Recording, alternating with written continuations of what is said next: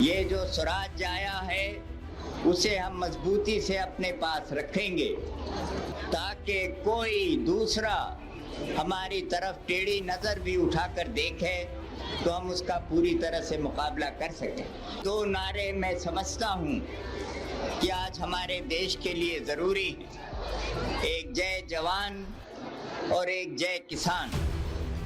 सन 1965 में शास्त्री जी ने जब ये नारा दिया तब देश एक तरफ जंग से जूझ रहा था तो दूसरी ओर अनाज की कमी से। अनाज की उपज और इसकी बढ़ती मांग का संघर्ष बरसों पुराना है। 60 ही के दशक में अनाज की इस कमी को पूरा करने के लिए देश में पहली बार हरित क्रांति की शुरुआत हुई। कृषि क्षेत्र में आधुनिक औद्योगिक प्रणाली ने अपने कदम रखे। उन्नत किस्म के ज्यादा उपज देने वाले हाई यील्ड वैरायटी के बीजों और कीटनाशक तथा रासायनिक उर्वरकों के प्रयोग से हमने देश के ऊपर मंडरा रहे भुखमरी के संकट का मुंहतोड़ जवाब तो दे दिया, मगर उसके दूरगामी परिणामों से हम अनजान थे। जिस विज्ञान ने वरदान बनकर किसान का साथ दिया, वही विज्ञान कालांतर में अभिशाप बन गया। सघन कृषि से प्राकृतिक संसाधनों का दोहन किया जाने लगा। खेतों में कीटनाशक और रासायनिक उर्वरकों का जो निरंकुश प्रयोग हुआ, उसका दुष्परिणाम कुछ दशकों बाद उभर कर सामने आया, ऊसर भूमि के रूप में।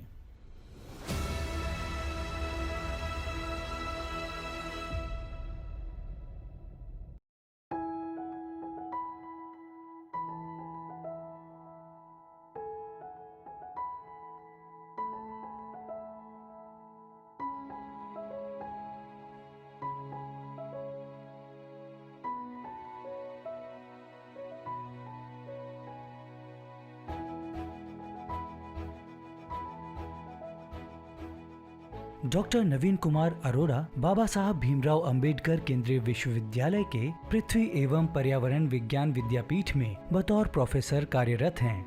वो इन दिनों department of science and technology, Bharat सरकार, नई दिल्ली के एक प्रोजेक्ट पर काम कर रहे हैं। भूमि सुधार तथा सतत कृषि पर केंद्रित ये प्रोजेक्ट देश के 3 राज्यों हिमाचल प्रदेश, उत्तराखंड और उत्तर प्रदेश में चल रहा है। आइए जानते हैं कि इसकी शुरुआत कैसे हुई। एक बार हमें एक सज्जन से, एक जो बहुत बड़े उधर के किसान थे कानपुर रीजन के, उनसे मेरी मुलाकात हुई, उनसे भेंट हुई। तो उन्होंने बताया कि इधर सॉइल बहुत ज़्यादा सलाइन है। तो हम लोगों ने उसको चैलेंज को लिया, जाके वहाँ पर देखा।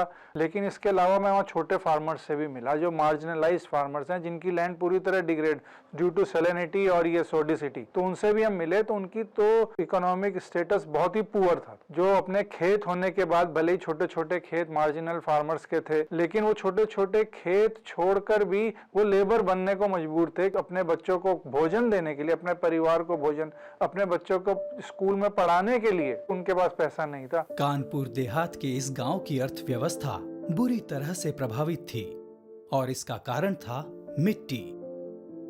प्रोफेसर अरोड़ा ने गांव की बंजर भूमि से मिट्टी के नमूने इकट्ठा किए और फिर प्रयोगशाला में उन नमूनों की जांच की।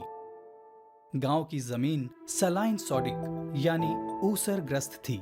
जांच के नतीजों से इस बात की पुष्टि हो गई। यही नहीं, मिट्टी की संरचना में कई तरह के सूक्ष्म जीव पाए जाते हैं जो मिट्टी की उर्वरक क्षमता को बढ़ाने में सहायक होते हैं। रिसर्च टीम ने पाया कि मिट्टी में 70% मित्र बैक्टीरिया थे ही नहीं। और ये वर्क हमने अपनी लैब में किया कि इन बैक्टीरिया को, जो थोड़े बहुत बचे हुए हैं, उन्हीं को हमने वापस निकाला, उनका संरक्षण किया और उनके द्वारा हमने बायो फर्टिलाइजर्स डेवलप किए, जो पहले लैब स्केल पे टेस्ट किए। इसके बाद जब वो सक्सेसफुल हो गए ट्रायल्स, तो हमने जो सेलेक्ट किए उन्हीं में से जो बड़े अच्छे रिजल्ट जिन बैक्टीरिया ने, जैसे कि राइजोबियम, सूडोमोनास, ट्राइकोडर्मा एक फंगस है या और भी बैक्टीरिया हैं, तो उनसे जो ऊसर भूमि के लिए बेस्ट थे उनको हमने सेलेक्ट करके फिर व्यापक स्तर पर मास स्केल पर बायो फर्टिलाइजर्स डेवलप किए और वो किसानों को प्रोवाइड किए। भूमि सुधार की ये प्रक्रिया पूरी तरह से जैविक थी। इसमें किसी भी रसायन का प्रयोग नहीं किया गया था। अब जैसे कि हमारे कानपुर के केस में हम लोग जो कृषि अपशिष्ट पदार्थ हैं उसी को हम लोग यूज कर रहे हैं। अब हमारा बैक्टीरिया भी है, हमारा जो फंगस भी है, साथ में उनका कृषि अपशिष्ट पदार्थ है। अब हमारे जो टेक्नोलॉजी है उसको हमने किसान को सिखा दिया कि इसे कैसे यूज़ करना है। इससे ये जो अभी मैंने बताया कि लिविंग कंपोनेंट, जो एक रिवाइवल चाहिए सॉइल को, जो सॉइल इनर्ट होती जा रही है, जो उसकी लिविंग पोटेंसी ख़त्म हो रही है, वो तेज़ी से फिर से बढ़ सके। जिन किसानों ने अपनी बंजर भूमि में जैव उर्वरकों का प्रयोग किया, केवल 1.5 से 2 साल में ही उनकी भूमि में सुधार दिखने लगा। पीढ़ियों पुरानी बंजर भूमि धीरे धीरे फिर से उपजाऊ हो गई। प्रोफेसर अरोड़ा ने अपने इस प्रयोग और फील्ड ट्रायल के नतीजे department of science and technology DST Bharat सरकार नई दिल्ली के साथ साझा किए। उनके प्रयासों की सराहना करते हुए प्रोफेसर अरोड़ा को DST भारत सरकार नई दिल्ली ने एक परियोजना के माध्यम से सतत कृषि तकनीकी तथा भूमि सुधार के कार्यों का दायित्व सौंपा, जिसमें हमने 5 गांव गोद लिए कानपुर देहात रीजन में। और ये 5 गांव के सिलेक्शन उसी बेसिस पे हुआ कि जहाँ पर बहुत ज़्यादा सॉइल डिग्रेडेड है, जहाँ पे प्रोडक्टिविटी ऑलमोस्ट निल है और वहाँ पर पॉपुलेशन बहुत ज़्यादा प्रभावित है सैलिनिटी और सोडिसिटी से और सॉइल डिग्रेडेशन से। DST द्वारा पोषित इस प्रोजेक्ट के अंतर्गत आज बड़े पैमाने पर न सिर्फ भूमि सुधार का कार्य हो रहा है, बल्कि साथ ही कई अन्य गतिविधियों का भी क्रियान्वयन किया जा रहा है। जिन गांवों से भूमि सुधार का ये अभियान आरंभ हुआ, वहां जाए बिना ये कहानी अधूरी ही रह जाती। हमारे अनुरोध करने पर प्रोफेसर अरोड़ा हमें ले गए अपने साथ कानपुर देहात रसूलाबाद नगर पंचायत के उस गांव में जिसका नाम है दहेली। यहाँ के परिवारों की आय मुख्य रूप से खेती पर निर्भर है। इनमें से कई परिवार ऐसे भी हैं जो समाज के पिछड़े हुए वर्ग से आते हैं। इनकी आमदनी का और कोई साधन नहीं है। इन गरीब किसानों तक मदद पहुंचाने के लिए सबसे जरूरी था उन्हें भरोसा दिलाना, उनसे संवाद स्थापित करना। हम लोगों ने वहाँ पे अप्रोच किया गांव वालों को, लेकिन ministry of science and technology ने एक हमारे साथ बहुत अच्छा काम किया कि एक NGO को, वहाँ की लोकल NGO को हमारे साथ जोड़ दिया। ये NGO मैं का नाम भी बताना चाहूँगा, जो कानपुर की है, श्रमिक भारती। श्रमिक भारती के साथ मिलकर बाबा साहब भीमराव अंबेडकर विश्वविद्यालय लखनऊ ने गांव के सभी जरूरतमंद किसानों से मिलकर संवाद स्थापित किया, उनकी तकलीफें सुनी, उनकी समस्या जानी। प्रोफेसर अरोड़ा ने किसानों को ये भरोसा दिलाया कि अगर थोड़ा समय दिया जाए तो जैविक पद्धति से बंजर भूमि का सुधार संभव है। 1.5 साल के कम समय में कैसे ये बरसों पुरानी बंजर भूमि लहलहाते खेतों में बदल गई, हमें बता रहे हैं ग्राम दहेली के किसान जसमेर। हमारा नाम जसमेर है, ग्राम दहेली के रहने वाले हैं। और ये जो गेहूँ आपका KR 210 गेहूँ जो मैंने बोया है, यानी बहुत बढ़िया जीरो बजट से मैं जीवामृत घनामृत से इसको जो है कर रहे हैं। और जो ये टाइकोडर्मा जो हमको मिला है बाबा साहब भीमराव अंबेडकर लखनऊ की तरफ से, उसको भी मैंने इसको डाला है।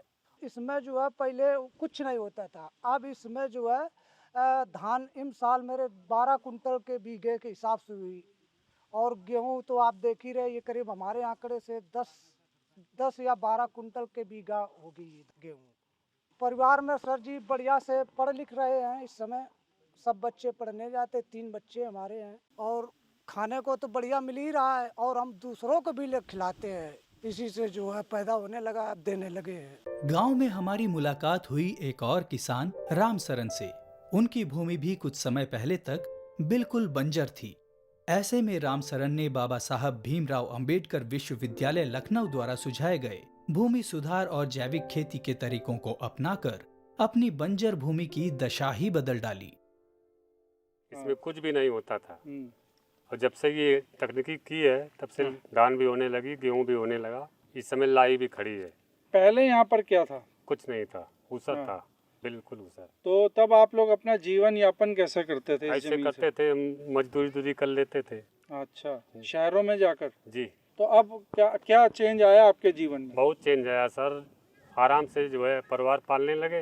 हाँ। और जो दूसरे की मजदूरी करते थे उसमें हमको छुटकारा मिल गया। हाँ। और जेब का पैसा भी बच रहा है। हाँ। जो बाजार कुछ लेने जाते थे, खाद डालते थे, वो भी रुक गई। मैं जैविक से करता हूँ, बच्चों को पढ़ाने में कोई दिक्कत नहीं आती थी। जो है इसी से सब मदद मिलती है, पैसा भी तैयार होता है, बाजार में बेच के और पालन भी कर रहे हैं अपने पेट का। और मैं ये देख रहा हूँ कि ये जो एग्री वेस्ट, जो ये भूसा बचा हुआ है, इसके बारे में आप कुछ बताएंगे? जी, ये भूसा जो पड़ा है इसी से तो सुधार हो रही है। अभी ट्राइकोडर्मा जो आपने दिया था, उसको मैं घर बना रहा हूँ, बना के अपने घर पे आप अब ये जैव उर्वरक बना भी रहे हैं? बना भी रहे हैं। इससे कुछ आमदनी कितनी बढ़ गई है? आमदनी काफी बढ़ गई है, पहले से दूना हो गया। रामसरन जैसे कई किसान ऊसर भूमि के कारण शहर जाकर मजदूरी करने को विवश थे, मगर अब भूमि सुधार की जैविक विधि अपनाकर किसान फिर से खेतों में लौटने लगे हैं।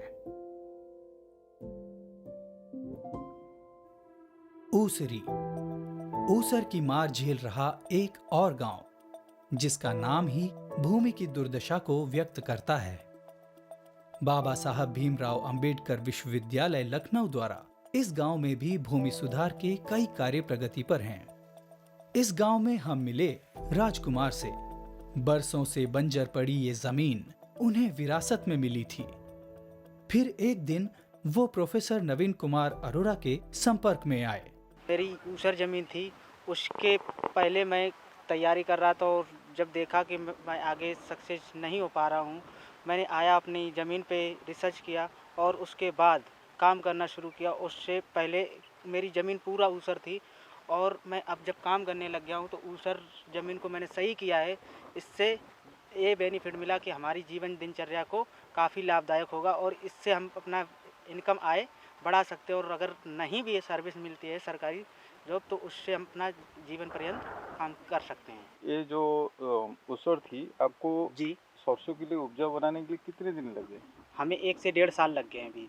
1 से 1.5 साल में क्या क्या ट्रीटमेंट करना पड़ा है इस जमीन पे? हमको इस उपजाऊ ज़मीन करने के लिए हमको एक ट्राइकोडर्मा दिया था और कई हमको कल्चर दिए गए थे जो मैंने डाले इसमें और इस तरीके से उपजाऊ बना के इसमें सरसों उगाई है। Department of science and technology नई दिल्ली द्वारा पोषित इस परियोजना से कई किसान लाभान्वित हुए हैं। कल तक जो किसान खेती के लिए रासायनिक उर्वरकों पर निर्भर थे, वो भी अब जैविक विधि से सतत कृषि को अपना रहे हैं। इस परियोजना के अंतर्गत विश्वविद्यालय द्वारा जो जैव उर्वरक प्रदान किए गए, उनसे किसानों की आर्थिक स्थिति में बड़ा सुधार देखने को मिला। इन उर्वरकों के लिए उन्हें किसी पर आश्रित न रहना पड़े, इसी विचार के साथ प्रोफेसर अरोड़ा ने परियोजना के अंतर्गत 3 राज्यों हिमाचल प्रदेश, उत्तराखंड और उत्तर प्रदेश के किसानों को विश्वविद्यालय में आमंत्रित कर जैविक खेती पर एक कार्यशाला का आयोजन किया। इस कार्यशाला में उनकी टीम ने किसानों को जैव उर्वरकों का निर्माण करना सिखाया, उन्हें सतत कृषि के तौर तरीकों से अवगत कराया। परियोजना के अंतर्गत विश्वविद्यालय द्वारा गोद लिए गए गांवों में सीड बैंक की भी स्थापना की गई। इन सीड बैंक में विशेष रूप से देशी किस्म के उन बीजों का संरक्षण किया जाता है जो यहाँ की मिट्टी और जलवायु के लिए अनुकूल हैं। इसमें 3 प्रजाति की तो उड़द है और 2 प्रकार की मूंग है और रामभोग धान है और मक्का भी है बीज में, और औषधियाँ भी हम बना रहे हैं, जीवामृत, घनामृत की, कीड़ों के लिए नीम का काढ़ा, 10 पत्ती काढ़ा, और तब जो पे सब्जियों में इनको हम डालते हैं जो कीड़े न लगे। अंबेडकर यूनिवर्सिटी नवीन अरोड़ा जी से हमको ये जो बीज उपलब्ध हुए, उनसे हम किसानों को मक्का, धान, गेहूँ और मूंग, उड़द की जो सरसों, इसमें सभी किसानों को मिला और उपलब्ध कराया। और बाद में जो फसल एकत्रित हुई, हम ला के उसको इसमें छान के अच्छे से बढ़िया से साफ सफाई करके इनमें रखे हुए हैं। अब गांव में ही सीड बैंक होने से किसानों को बीज नहीं खरीदने पड़ते। ये भी एक प्रयास है उन्हें आत्मनिर्भर बनाने का। किसान सशक्तिकरण के प्रयास में बढ़ते कदम बस यहीं नहीं थमते। उनके खेतों में उपजे अनाज, फल, औषधि इत्यादि को बाजार तक पहुंचाने के दृष्टिकोण से विश्वविद्यालय में एक science technology and innovation hub बनाया जा रहा है, जिसके अंतर्गत एक केंद्रीय सुविधा केंद्र स्थापित करने की योजना है। ये सुविधा केंद्र किसानों को उनकी उपज बाजार तक पहुंचाने में मदद करेगा। भारत को एक ऐसे ग्रीन रेवोल्यूशन की अब आवश्यकता है जिसमें सेल्फ सस्टेनेबिलिटी हो, जिसमें सस्टेनेंस हो, जिसमें मिट्टी का क्वालिटी का संरक्षण हो और डाइवर्सिटी का संरक्षण हो।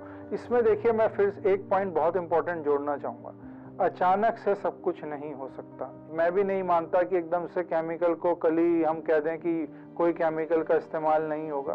धीरे धीरे वो कम होता जाए और धीरे धीरे ये जगह लेते रहें, तो ये एक सस्टेनेबल एग्रो इकोसिस्टम की तरफ हम बढ़ें, जिसमें कि इंटीग्रेटेड अप्रोच के साथ धीरे धीरे बायोलॉजिकल ऑर्गेनिक मेथड्स अपनी जगह बनाते हुए चलें, फार्मर्स के कॉन्फिडेंस बिल्डअप के साथ।